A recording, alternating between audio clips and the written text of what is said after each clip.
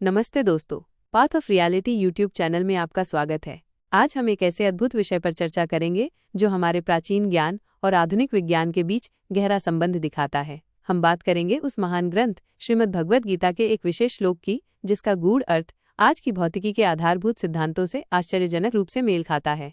कल्पना कीजिए, आज से हजारों साल पहले धर्मक्षेत्र कुरुक्षेत्र में जब अर्जुन अपने कर्तव्य को लेकर असमंजस में थे, तब भगवान श्री कृष्ण ने उन्हें जीवन और ब्रह्मांड का परम ज्ञान दिया। यह ज्ञान केवल आध्यात्मिकता नहीं थी, बल्कि इसमें सृष्टि के कई रहस्यों के सूत्र छुपे थे। वो विशेष श्लोक जिस पर हम आज विचार करेंगे, श्रीमद् भगवद गीता के दूसरे अध्याय का 16वां श्लोक है। नास्तो विद्यते भावो ना भावो विद्यते सतः उभयोरपि दृष्टोऽनन्तस्त्वनयोर्तत्त्वदर्शिभिः। नासतो विद्यते भावो न भवो विद्यते सतः उभयोरपि दृष्टोऽनस्त्वनयोस्तत्त्वदर्शिभिः।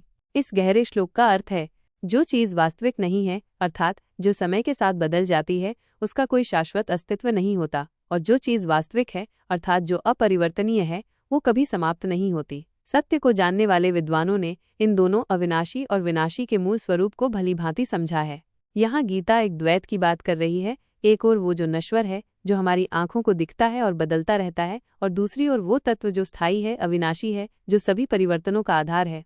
अब आइए आधुनिक विज्ञान की दुनिया में। 18वीं सदी में रसायन विज्ञान के क्षेत्र में एक क्रांतिकारी और प्रतिभाशाली वैज्ञानिक हुए, एंटोनी लेवोजियर। उन्हें अक्सर आधुनिक रसायन विज्ञान का जनक कहा जाता है। लेवोजियर ने एक बहुत महत्वपूर्ण नियम दिया, जिसे द्रव्यमान संरक्षण का नियम कहते हैं। इस नियम के अनुसार किसी भी सामान्य रासायनिक अभिक्रिया में पदार्थ का कुल द्रव्यमान अपरिवर्तित रहता है। यह नष्ट नहीं होता, केवल पुनर्व्यवस्थित होता है। इसके बाद 20वीं सदी की शुरुआत में सैद्धांतिक भौतिक विज्ञानी अल्बर्ट आइंस्टीन ने अपने प्रसिद्ध समीकरण E=mc वर्ग के साथ ब्रह्मांड की हमारी समझ को पूरी तरह से बदल दिया। आइंस्टीन का द्रव्यमान ऊर्जा समतुल्यता सिद्धांत बताता है कि द्रव्यमान और ऊर्जा एक ही भौतिक इकाई के दो अलग अलग रूप हैं। इसे सरल शब्दों में कहें तो द्रव्यमान ऊर्जा है और ऊर्जा द्रव्यमान है, और ये आपस में एक दूसरे में रूपांतरित हो सकते हैं। इस खोज ने ऊर्जा संरक्षण के नियम को और भी व्यापक बना दिया, ये दर्शाते हुए कि ब्रह्मांड में कुल ऊर्जा और द्रव्यमान, इन्हें एक साथ मानते हुए कि मात्रा हमेशा स्थिर रहती है, ये केवल एक रूप से दूसरे रूप में बदलती है।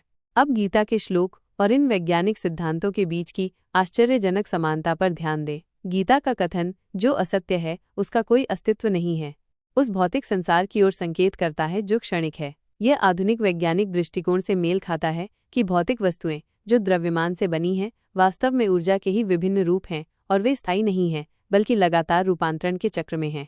और गीता का कथन, जो सत्य है उसका कभी अभाव नहीं होता, सीधे तौर पर ऊर्जा और द्रव्यमान के संरक्षण के वैज्ञानिक सिद्धांत से जुड़ता है। विज्ञान हमें सिखाता है कि ब्रह्मांड में कुल ऊर्जा और द्रव्यमान का योग हमेशा समान रहता है, भले ही वो किसी भी रूप में मौजूद हो। ये नष्ट नहीं होता, सिर्फ रूपांतरित होता है। ठीक उसी तरह जैसे गीता में आत्मा को अविनाशी और शरीर के नष्ट होने पर भी अपरिवर्तनीय बताया गया है।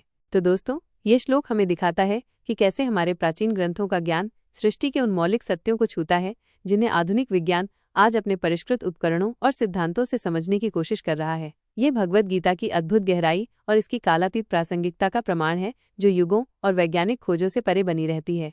इस प्रकार के और अधिक कालातीत प्रासंगिकता जानने के लिए मेरे YouTube चैनल को लाइक, कमेंट करके अपने विचार बताएं। सब्सक्राइब जरूर करें ताकि आपको ऐसे वीडियो मिलते रहें, और इस ज्ञान को दूसरों तक पहुंचाने के लिए शेयर करना बिल्कुल न भूलें। धन्यवाद।